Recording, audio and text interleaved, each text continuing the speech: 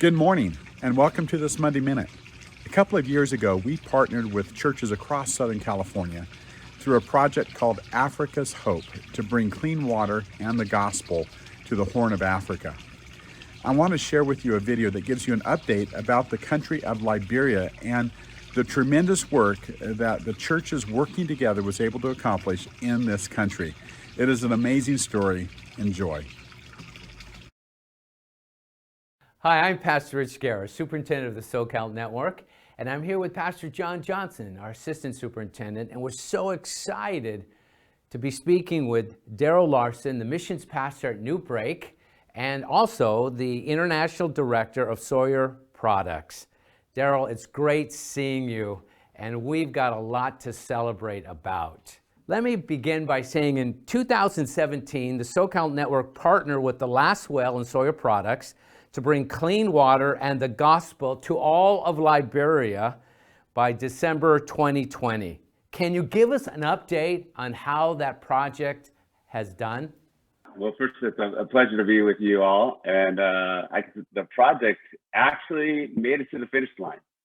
So I can't believe it because it took so much work to get there. But in December of 2020, we reached the finish line of clean drinking water border to border in every village in Liberia and shared the gospel with every single person that received clean water in Liberia. So it's pretty amazing to get to the finish line. You know, Daryl, Pastor Rich and I had the opportunity to meet the Assemblies of God team that you had put together there on the ground in Liberia. Tell us a little bit about their impact on the project. So when we started the project, there were virtually no teams trained in the water filter process. And so we kind of met with the national church and formed a team of Assembly of God workers. And out of those workers, we had 20 workers. They spread out and delivered clean water to some of the most challenging places in Liberia. And as a result of that, they were actually able to bring clean water to 19,236 households, just that team, which represents over 150,000 people that they were able to bring clean water and share the gospel. And they told us the stories of where they went and where they slept and the terrain they went through and all of that to get there. And it's quite astounding. It really is remarkable. In fact, one of the things that really excited us about the project of giving clean water, not only were we giving the clean water, as you mentioned, but we were also planting churches. Tell us how many churches were planted as a result of this project. The Assembly of God Network, there were over 300 churches planted as a result of that, which is amazing. Lots of other partners were a part of this effort that ultimately reached 3.2 million Liberians. And in all, over 600 churches were planted, but half of those came from the Assembly of God Network, which was amazing. Daryl, Pastor John and I had the opportunity of bringing some SoCal ministers to Liberia with you. It was a life-changing event, going into one of those villages and seeing them pour that polluted water in that bucket and come out clean water that I actually did drink, if you remember. But what were some of the challenges with the project? It involves humans. So there's one of the challenges, right? So, just the teams that were all working together and trying to, keep everybody on task and on point in terms of where they would go. I think the challenging terrain of Liberia and the different seasons they have a very, productive rainy season. And the roads in rainy season are just almost impossible to pass in a car. They were riding their motorcycles, which they call them jungle bikes. And literally they were riding them through the middle of the jungle, but they would ride as far as they could ride. They would often put their motorcycles in canoes because they'd have to cross a river, and they would go across the river and then they would ride some more until the trail just wouldn't allow them to ride anymore. And then they would hike for hours and hours, sometimes 6-8 hours, to get to villages that, quite honestly, people didn't know existed. The last well actually found 500,000 people that were not a part of the government census. They were in all of these little remote villages in the middle of nowhere.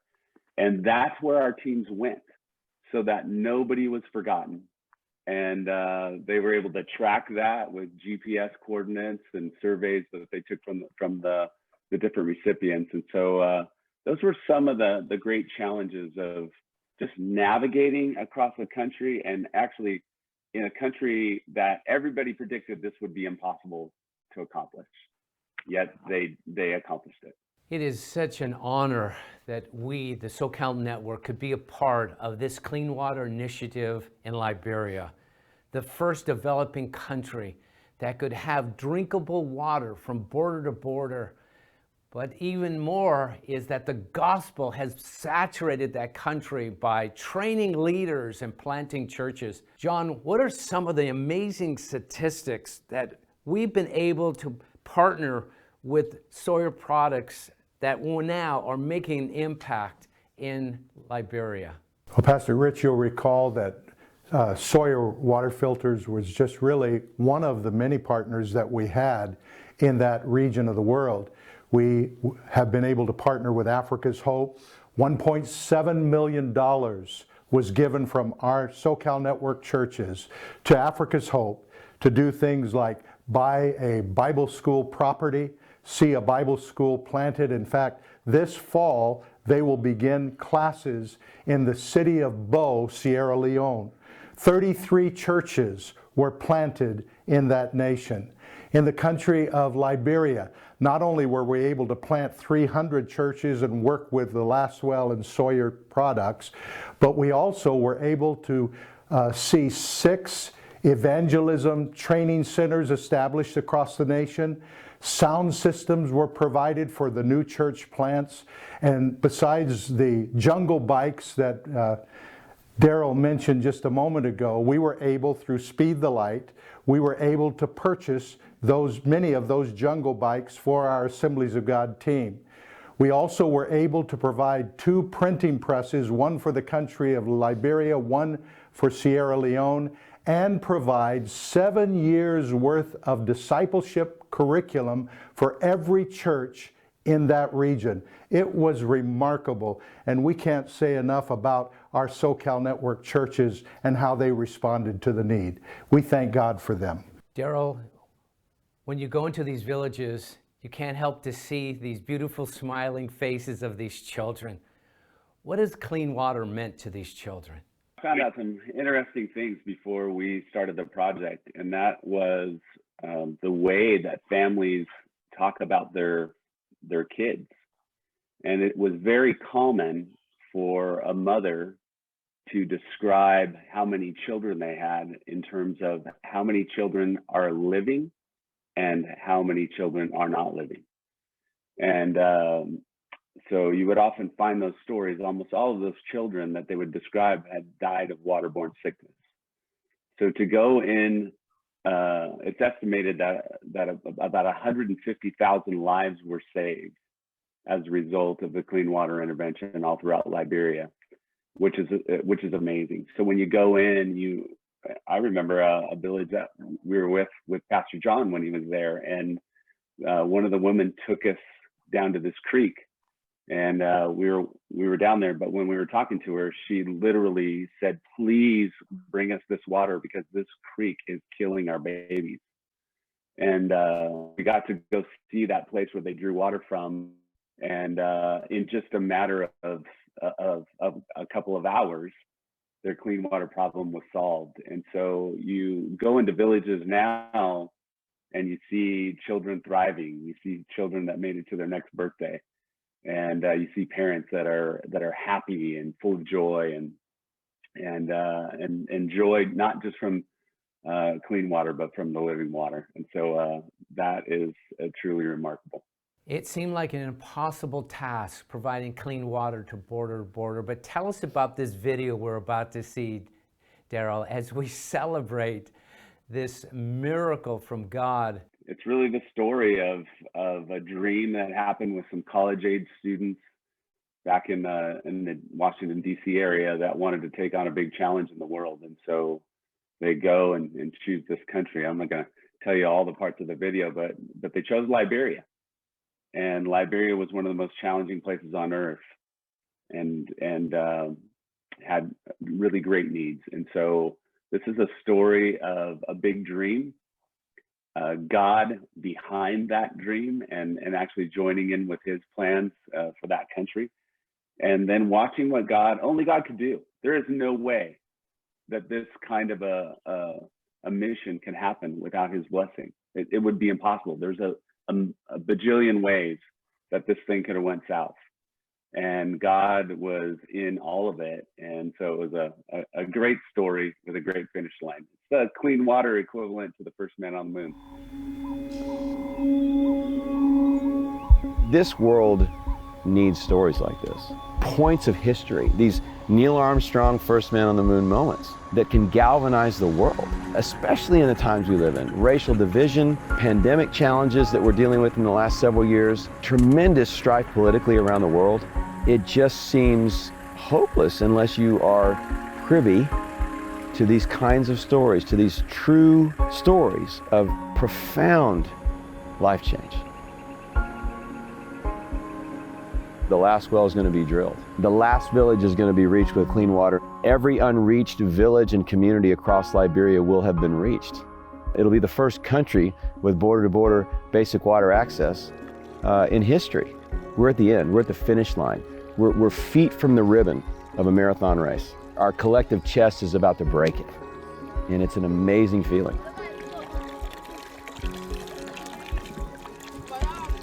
This is just the beginning. This will rewrite the discussion of humanitarian aid around the world. The last well's got an incredible story, really. I was a pastor of a church up in the DC area called Frontline. And in 2009, there was a movie that came out called Amazing Grace about William Wilberforce.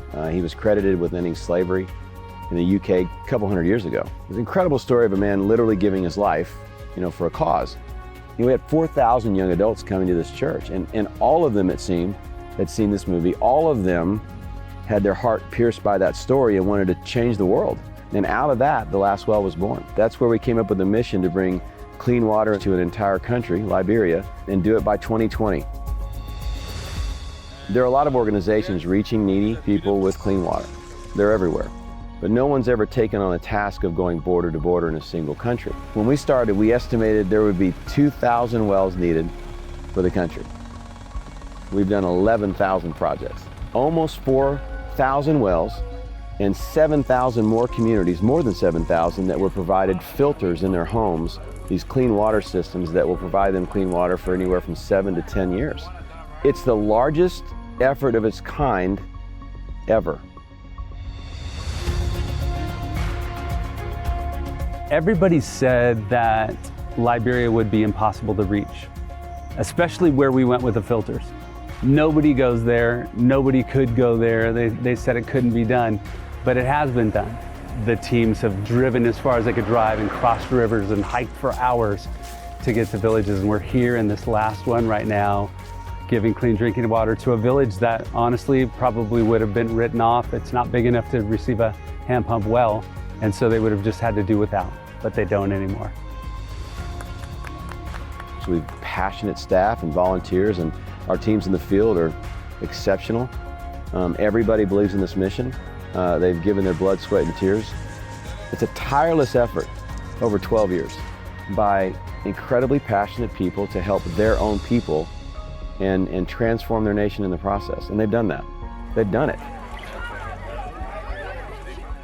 3.2 million people now have access to clean water because of the efforts of the Last Well and its partners. But in addition to that, and I think more important for me, the UN estimates that 5% of a given population without access to clean water over a 10-year period will die. That's 150,000 lives that have been saved over the last 12 years. 150,000 people who have not seen their next birthday, but for the work of these Liberians. That's astonishing to me. So where we find ourselves is in this amazing place. After 12 years of the challenges and the loss and the cost of this, we find ourselves at the finish line. Our chest has broken the ribbon. You know, we're past the finish line. We're in the celebration phase, right? The crowds have gone wild at the end of the marathon inside the stadium.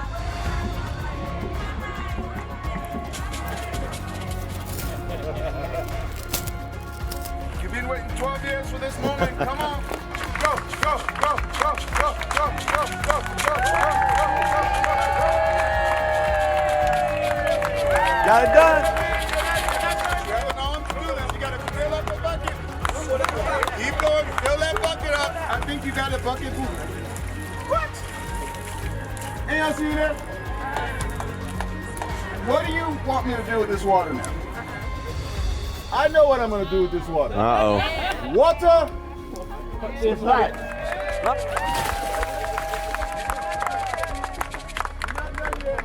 This is an amazing moment for all of Liberia. Yes, sir.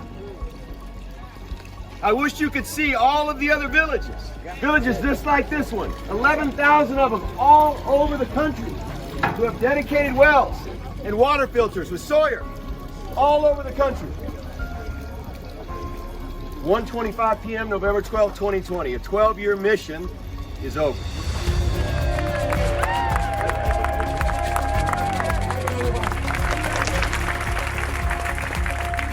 So from here, finishing Liberia, reaching this country border to border, finishing the mission, people often ask us what's next. And I really believe that this is a movement, and the ability for us and others to scale on what we've done here, it can be done very, very quickly. If we knew what we know now, Liberia would not have taken 12 years, it would have taken 4. We really believe that we can take this system and eradicate global water issues, eradicate waterborne illness around the world. It's time. The technology's there, the passion is there, the ability to travel around the world, it's there. We have everything at a perfect junction to transform the world. And that's what we'll be doing. This is the last well in Liberia. It's not the last well. We have more work to do. In fact, we think this is just the beginning.